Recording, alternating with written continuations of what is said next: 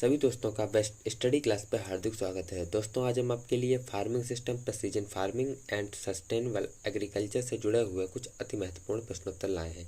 यह प्रश्नोत्तर आपकी परीक्षा की दृष्टि से बहुत ही महत्वपूर्ण है, जो कि यह आपका पहला पेपर है। आपकी परीक्षा की डेट आ चुकी है। तो बढ़ते हैं आज के पहले प्रश्न की ओर। आज का हमारा पहला प्रश्न है, कृषि प्रणाली को प्रभावित करने वाले जैविक कारण निम्नलिखित में से कौन से हैं? ए स्थलाकृत, बी पशुधन, सी शिक्षा, डी वर्षा। तो कृषि प्रणाली को प्रभावित करने वाले जैविक कारक निम्नलिखित में से कौन से हैं? तो इसका सही उत्तर है ऑप्शन बी पशुधन। अगला प्रश्न है, विविध कृषि प्रणाली को और किस नाम से जाना जाता है? ए IFS, बी विशेष खेती, सी जैविक खेती, डी पशुपालन खेती। तो इस प्रश्न का भी सही उत्तर है ऑप्शन ए IFS को विविध कृषि प्रणाली के नाम से भी जाना जाता है। अगला प्रश्न है, निम्नलिखित में से कौन कृषि प्रणाली का उद्देश्य नहीं है? निम्नलिखित में से कौन कृषि प्रणाली का उद्देश्य नहीं है? ए ऊर्जा की बचत, बी चारे की आवश्यकता, सी इनपुट उपयोग दक्षता, डी एक संस्करण जोखिम। तो इस प्रश्न का सही उत्तर है ऑप्शन डी एक संस्करण जोखिम। अगला प्रश्न है, अवेना फतुआ कृषि प्रणाली को किस कारक के अंतर्गत आता है? अवेना फतुआ कृषि प्रणाली किस कारक के अंतर्गत आता है? दोस्तों यह प्रश्न बहुत ही महत्वपूर्ण है आपकी परीक्षा की दृष्टि से। ए भौतिक कारक, बी जैविक कारक, सी रासायनिक कारक, डी यांत्रिक कारक। तो इस प्रश्न का सही उत्तर है ऑप्शन बी जैविक कारक। अवेना फतुआ यह जैविक कारक के अंतर्गत आता है। किस कारक के अंतर्गत आता है? जैविक कारक के अंतर्गत आता है। अगला प्रश्न है,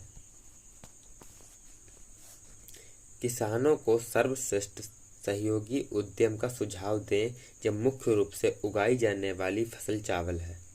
किसानों को सर्वश्रेष्ठ सहयोगी उद्यम का सुझाव दें जब मुख्य रूप से उगाई जाने वाली फसल चावल है। ए मधुमक्खी पालन, बी रेशम पालन, सी मत्स्य पालन और डी बायोगैस। तो दोस्तों इस प्रश्न का सही उत्तर है ऑप्शन सी मत्स्य पालन। अगला प्रश्न है, कृषि प्रणाली निम्नलिखित में से किस प्रकार का उद्यम है?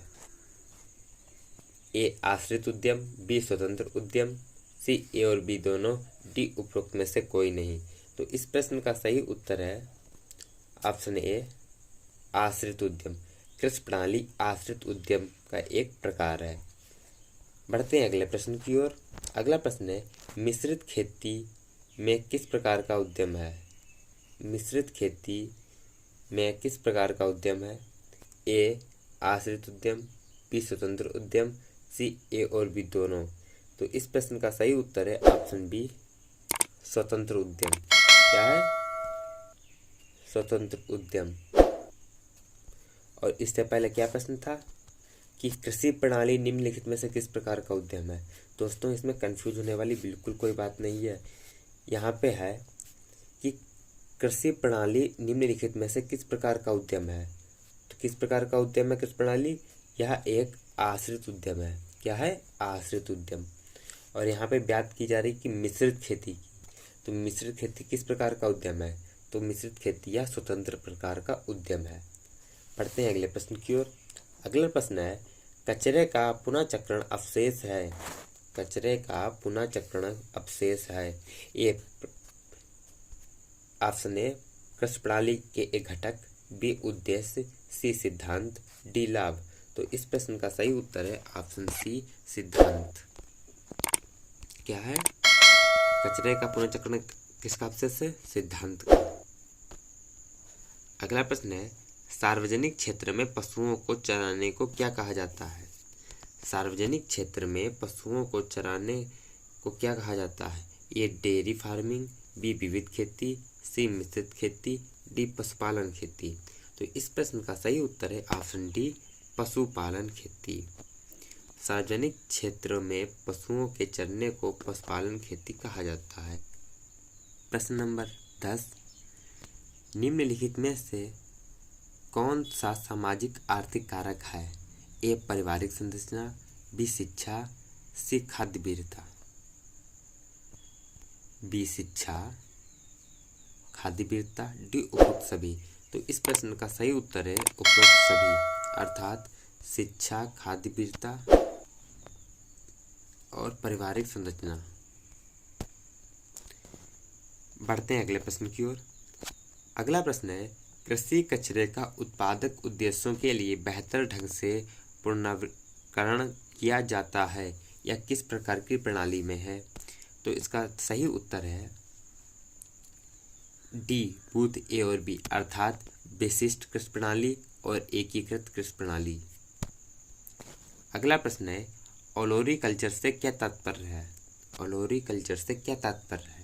तो इसका सही उत्तर है ऑप्शन बी, सब्जी की खेती से। सब्जी की खेती को ही ओलोरीकल्चर कहा जाता है। अगला प्रश्न है, जेंडर के संदर्भ में कृषि प्रणाली है। जेंडर किस के संदर्भ में कौन सी कृषि प्रणाली आती है? ए संवेदनशील, बी असंवेदनशील, सी असंवेदनशील और डी उपरोक्त में से कोई नहीं। तो इस प्रश्न का सही उत्तर है ऑप्शन ए, असंवेदनशील। जेंडर असंवेदनशील कृषि प्रणाली के अंतर्गत आता है। बढ़ते हैं अगले प्रश्न की ओर। कृषि प्रणाली एक है। ए परमाणु दृष्टिकोण, बी व्यक्तिगत दृष्टिकोण, सी समग्र दृष्टिकोण, डी बी और सी दोनों। तो इस प्रश्न का सही उत्तर है ऑप्शन सी, समग्र दृष्टिकोण। कृषि प्रणाली एक समग्र दृष्टिकोण है। बढ़ते हैं अगले प्रश्न की ओर। विविध खेती में आय के बराबर कोई स्रोत नहीं है। जैसे कुल आय में कितने प्रतिशत? ए 25%, बी 50%, सी 75%, डी 35%। तो इस प्रश्न का सही उत्तर है ऑप्शन बी, 50%। बढ़ते हैं अगले प्रश्न की ओर। अगला प्रश्न है, विशिष्ट कृषि प्रणाली का उद्देश्य है। विशिष्ट कृषि प्रणाली का उद्देश्य है। ए उत्पादन की अधिकतमीकरण, बी समय का अधिकतमकरण, सी क्षेत्र का अधिकतमकरण, डी उपरोक्त सभी। तो इस प्रश्न का सही उत्तर है ऑप्शन डी, उपरोक्त सभी, अर्थात उत्पादन का अधिकतमकरण, बी समय का अधिकतमकरण और सी है क्षेत्र का अधिकतमकरण। बढ़ते हैं अगले प्रश्न की ओर।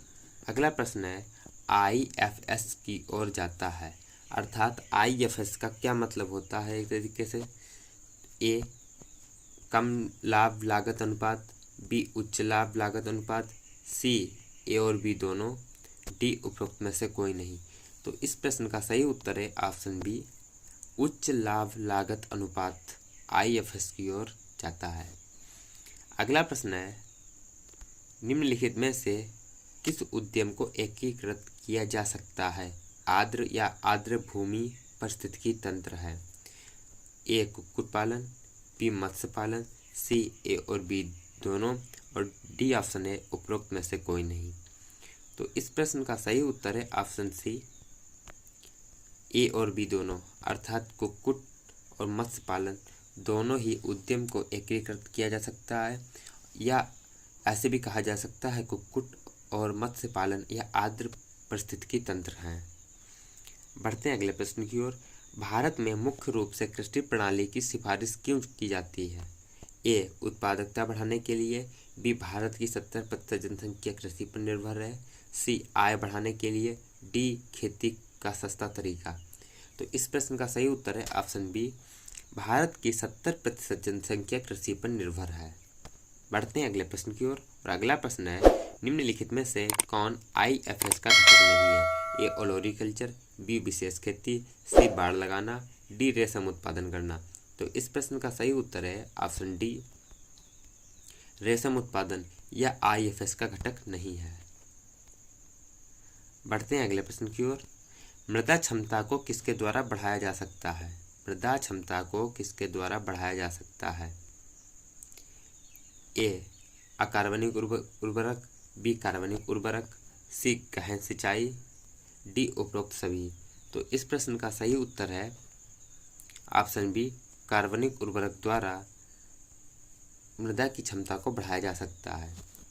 अगला प्रश्न है, कौन सा उद्देश्य लाभ लागत अनुपात का पक्षधर है? कौन सा उद्देश्य लाभ लागत अनुपात का पक्षधर है? ए इनपुट उपयोग दक्षता, बी साल भर नकदी प्रवाह, सी लाभप्रदता और डी है उत्पादकता। तो इस प्रश्न का सही उत्तर है ऑप्शन ए, उच्च इनपुट उपयोग दक्षता। उच्च इनपुट उपयोग दक्षता। दोस्तों, अगर आपको हमारा वीडियो पसंद आया हो तो वीडियो को ज़्यादा से ज़्यादा लाइक करें, शेयर करें, जिससे कि यह वीडियो आपके सभी दोस्तों के पास पहुंच सके और उनके लिए भी लाभदायक साबित हो। अगर आप हमारे चैनल पर नए हैं तो चैनल को सब्सक्राइब करना ना भूलें, जिससे कि और भी वीडियो आपको प्राप्त हो सके। अगर आप इस वीडियो की PDF लेना चाहते हैं तो आप हमारे टेलीग्राम चैनल को ज्वाइन कर लें। साथ में आपको उस पर लेटेस्ट न्यूज़ें मिलेंगी और टेलीग्राम चैनल की लिंक आपको हमारे डिस्क्रिप्शन बॉक्स में मिल जाएगी। तो मिलते हैं अगले वीडियो में नए प्रश्नों के साथ। जय हिंद, जय भारत।